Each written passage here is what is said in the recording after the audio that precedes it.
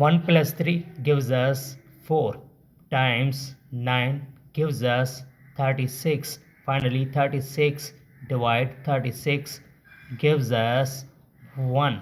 But this answer is not correct, because according to order of operation, first we do parenthesis, then exponent, then multiplication or division, finally addition or subtraction.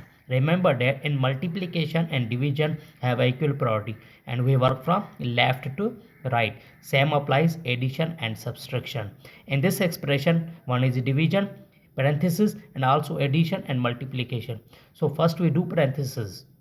36 divide 9, here parenthesis, 1 plus 3 gives us 4. Now here in this expression, one is division and multiplication, and we follow the PEMDAS where we work from left to right. So 36 upon 9 times 4. Now 9 cancels to 36 into 4, so 4 times 4 gives us 16. This is the right answer.